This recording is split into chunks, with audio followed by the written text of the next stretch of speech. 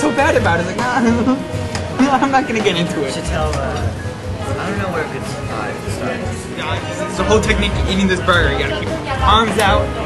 Gotta be like, just like take one monster bite.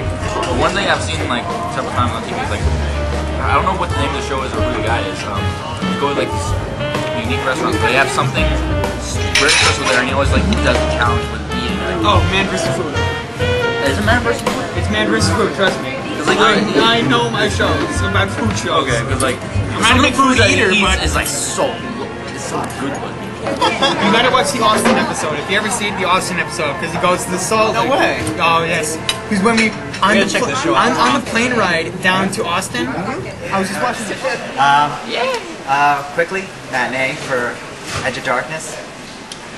This guy would be nice. Okay. Matinee. Glad to see Mel Gibson back. He's a great actor. Wish he got a little more bad. Shut up! Go to the next person. Full price.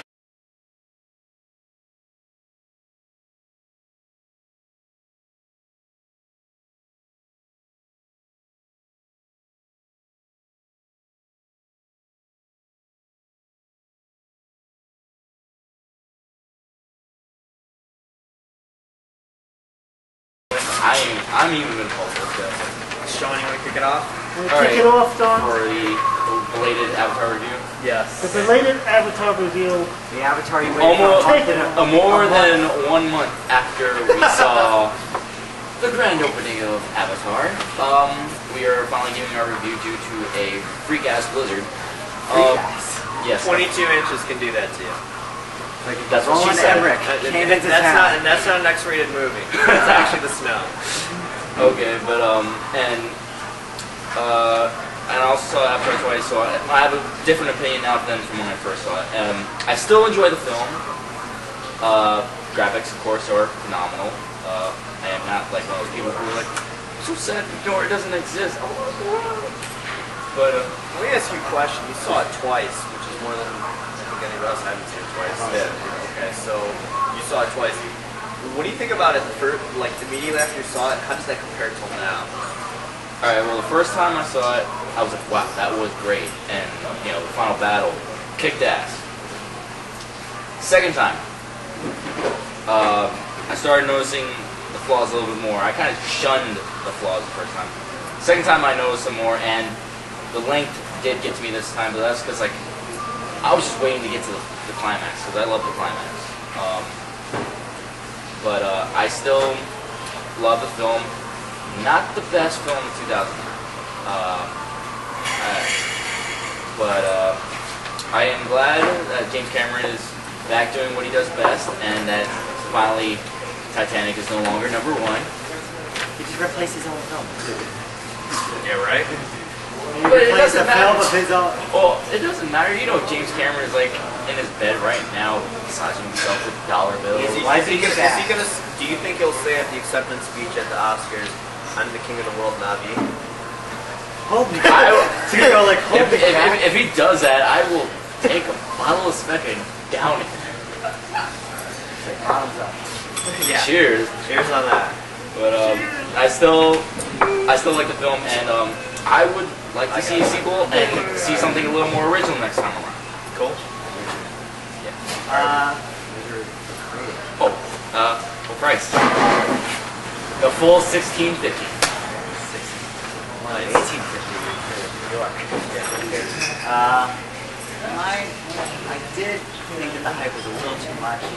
That the groundbreaking effects, you know, it was groundbreaking, but not in the sense where I felt I was blown away. And as much as the story, I've seen it before. You know, Excuse me. What's the matter with that? You get that out of you? Yeah. Did you get that callback? Yeah. Excellent. Very good. But it's an enjoyable film. It's not like I did not enjoy the film, because you know what? It's an enjoyable film. Like I said, it's enjoyable. And I will keep on saying that it's a good film. It's not the best film I've ever seen. But it is a full price movie just because it's just visually pretty to look at. But story-wise, it's not groundbreaking. It's just visually groundbreaking. And James Cameron, I hope if he makes a trilogy, I hope he comes with a little bit more original. So, that's a good suggestion. What's your rating again? Full title. Alright. Yeah. Thank you. 4 out of 5 decisions.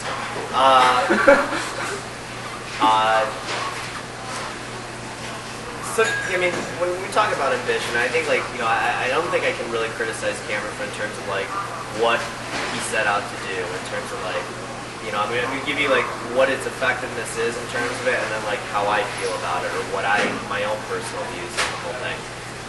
You know, for what it is, like, if you've ever seen James Cameron's previous films, even, like, the documentary that he did, Aliens of the Deep, you can tell, like, this guy really cares about attention to detail, and you can tell, like, creating this fictional world that, you know, it's not like they just hired a bunch of concept artists and all that. You can tell, like, they sent people to certain weird landscapes on this planet, you know, like in Venezuela, that whole lost world area. You know, look at those rocks, how they're designed and all of that, and replicate them into floating rocks, you know.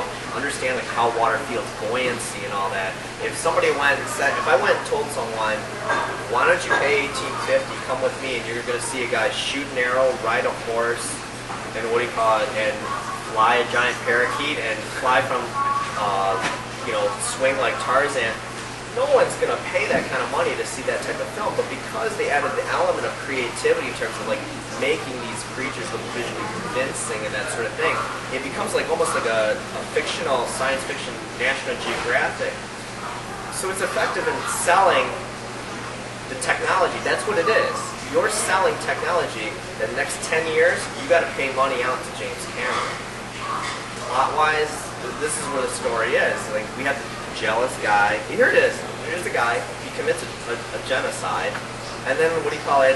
He goes and he, I don't know, tames a larger giant carnivorous parakeet, and then what happens is, like, everyone in the tribe is like, hey, that's okay.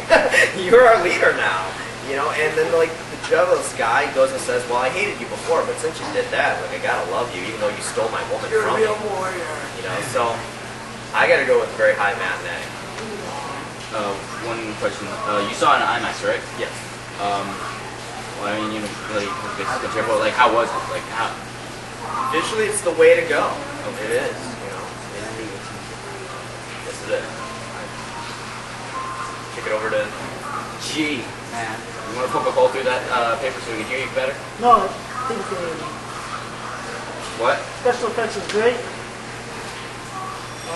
Story is meh. Not exactly anything correct. But I do recommend you to come out and see it in theaters, because I don't think you can give it the same experience in terms of watching it on the big screen DVD, especially in theaters, which is probably what sells it more than simply the CGI special effects. The 3D does sell it. So, how it comes to say late matinee. That's gonna be hard. Do those exist? Because I want to go to those.